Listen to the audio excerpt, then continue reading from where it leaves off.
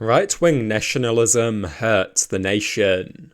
Right-wing nationalism is the enemy of the nation. Nationalism is most heavily associated with its right-wing iterations. One must reject these iterations wholeheartedly. They are nationalistic in name only. Right-wing nationalism serves only to bring needless death, disorder, and suffering to the nations it infects. It is jingoistic in nature. It posits that one nation's interests must be pursued to the detriment of other nations. This is the greatest and most devastating blunder. It represents an amoral attitude that is utterly incompatible with the existence of a healthy nation. Any self-respecting nationalism must place value on the well-being of those who belong to other nations. Amoral foreign policy making cannot be tolerated.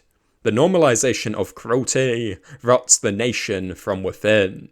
Desensitization to depravity creates a crippling decay within the nation. The corrosion of empathy and compassion makes the nation's decline inevitable. And the precedent of it. The nation is the ultimate expression of the people, of their virtues and their vices. As such, the nation serves to reinforce, undermine, or corrode a moral precedent that will inform both the actions and the attitudes of its many members. Should the wrong precedent be produced, the nation will devastate itself.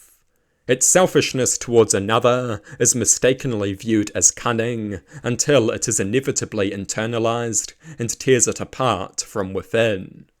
The jingoistic nationalism of the right is to be firmly rejected. A nation must have strong values, and these must be present in its relations with other nations. Amorality is to the nation a form of rot and decay. Values and principles tie nations together. If they are abandoned, the nation will pay the ultimate price for such callous stupidity. The right-wing nationalist seeks to advance the nation without concern for the peoples of other nations. And this is their cardinal mistake.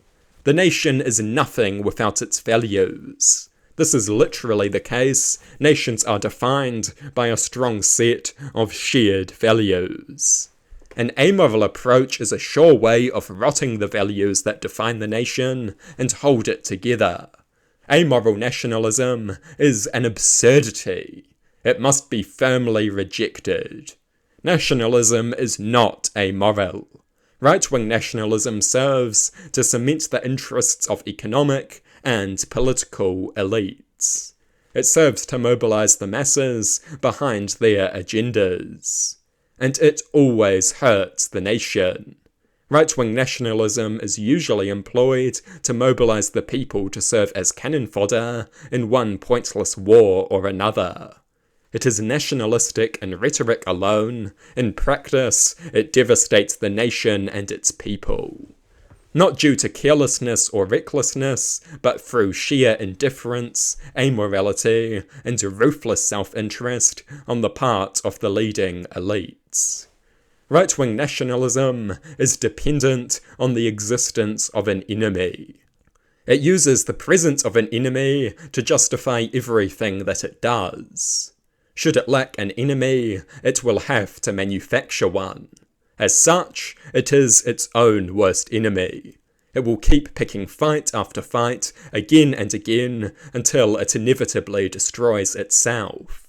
The historical record is not ambiguous on this matter.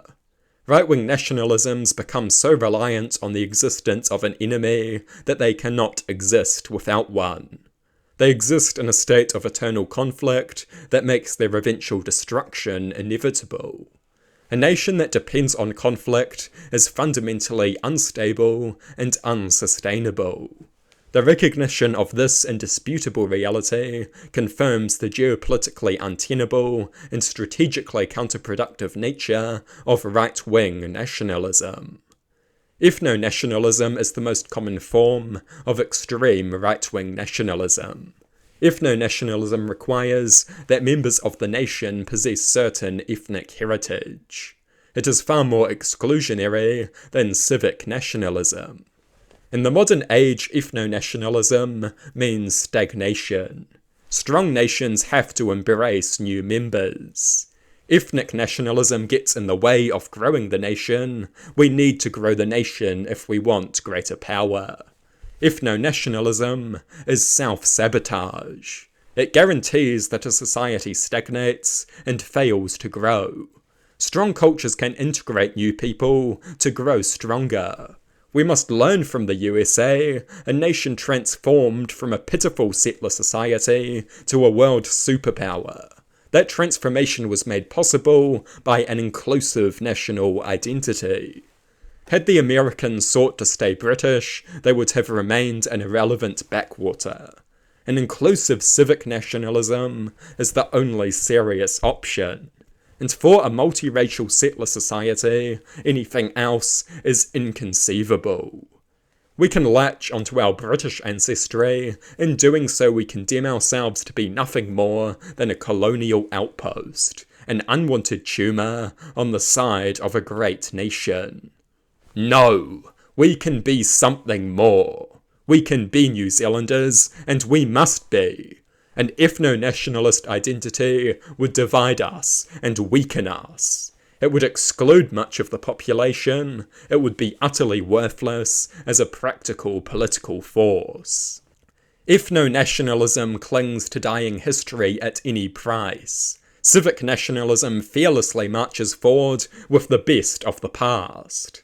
The only good nationalism is a modest civic nationalism. All other nationalisms end up hurting the nation. They are an enemy disguised as a friend. They are hatred disguised as love. Left-wing nationalism is the only answer. We must seek to overcome class hierarchy. If we do not, our nation will forever be divided and weakened by internal class conflict. Only a left-wing nationalism looks after the working people, who are the beating heart of the nation. Nationalism is a powerful political force. Many people desire nationalism. We must satiate that desire with a productive left-wing nationalism. Should we fail to do so, the political right will deliver their destructive distortion of nationalism. They will tear the nation to pieces under the guise of making it great. But we are going to make sure that they never get that opportunity.